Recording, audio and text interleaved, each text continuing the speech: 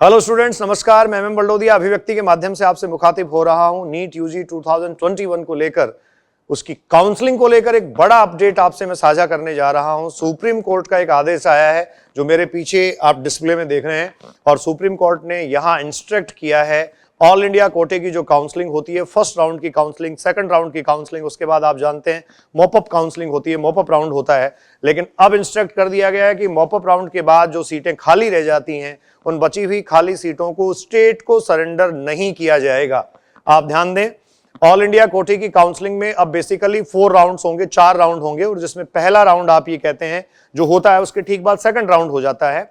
जो second round है, उस सेकंड राउंड में या तो स्टूडेंट कॉलेज ऑप्ट कर लेता है या फिर सेकंड राउंड में कॉलेज छोड़ देता है। अब सेकंड राउंड की कंडीशन स्टूडेंट्स ये होती है कि अगर आपने कॉलेज ले लिया तो उसके बाद आपको छोड़ने का ऑप्शन नहीं है। ठीक है, आपने कॉलेज नहीं लिया तो फर्दर आप प्रोसेस में पार्टिसिपेट कर सकते हैं। इसको एज से मेंटेन रखा गया है, लेकिन एक चांस स्टूडेंट्स के पास बढ़ा दिया है। तो इसका मतलब किसी पर्टिकुलर स्टेट में तो कई बार ज्यादा बेनिफिट स्टूडेंट्स को हो जाता था और किसी स्टेट्स के बच्चों को कई बार नुकसान हो जाता था।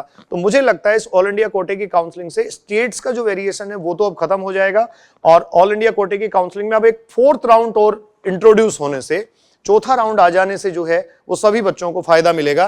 तो देखिए, एक सुप्रीम कोर्ट का जजमेंट में पढ़ रहा हूं। सबसे पहली और इंपॉर्टेंट बात यह है, 16/12 को 16th को कल ये जजमेंट आया है, सुप्रीम कोर्ट का जजमेंट जो था, और इस जजमेंट में एग्जैक्टली ये बताया गया है। आपको स्टूडेंट्स इस जजमेंट से मैं रूबरू करवाऊं तो बहुत क्लियर इसमें लिखा है। ये जो जस्टिस जो थे, जिनकी कमेटी जो इसमें बैठी थी इस जजमेंट में, वो दिया गया है।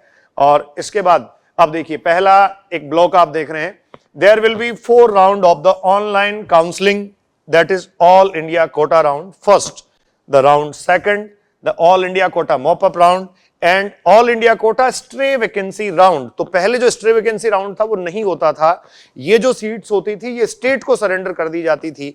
तो अब ऑल इंडिया कोटे की जो काउंसलिंग है स्टूडेंट्स, AIQ जो आप पढ़ रहे हैं, इस ऑल इंडिया कोटे की काउंसलिंग में अब टोटल राउंड है 4। फर्स्ट राउंड होगा, सेकंड राउंड होगा, मॉपअप राउंड होगा, और उसके बाद में स्ट्रे वैकेंसी राउंड होगा।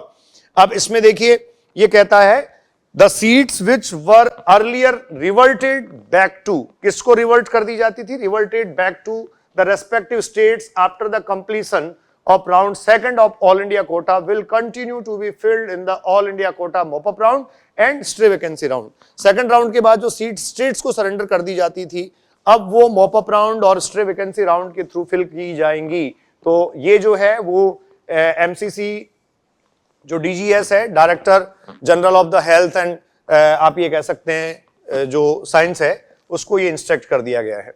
The said round will only be conducted for the all India quota seats having all India character which are contributed by the seats, 15% for UG। देखिए, UG candidates के लिए, तो नीट UG कैंडिडेट्स के लिए, NEET UG के जो candidates हैं इनके लिए स्टूडेंट्स, ये जो वैकेंसी है ये 15% ऑल इंडिया कोटे की जो काउंसलिंग होती है उसमें कुछ सीटों के बढ़ने की संभावना है। और उसके बाद आपको दे रखा है 50% for the PG seats, PG candidates के लिए 50% हो गया है। The fresh register of candidates will be allowed in, fresh register कब कर सकते हैं? ऑल इंडिया कोटे की फर्स्ट राउंड में काउंसलिंग में आपको डेफिनेटली रजिस्ट्रेशन करना है, सेकंड राउंड में करना है, और ऑल इंडिया कोटे का जो मॉपअप राउंड है उसमें भी आपको करना है। There will be no fresh registration for candidates in the all India quota stray vacancy round। जो खाली सीट रह जाती हैं, जिनको स्टेट को पहले सरेंडर कर दिया जाता था, अब नहीं की जाएंगी, और इसके लिए आप कहेंगे डेफिनेटली यही ये होगा। Next, candidate who have joined the allotted seats in round second, further round of the counseling will not be allowed to the resign, also be eligible for the part in the further round of any type of counseling। ठीक है, फिर एक candidate who have not joined the allotted seat in second round will be eligible। देखो, second round में जो join नहीं करता है that will be eligible for the further round of the counseling subjected to the security, और जो भी form होता है, मतलब जो सिक्योरिटी अमाउंट आपसे लिया जाता है उसके रेफरेंस में यहाँ लिखा है।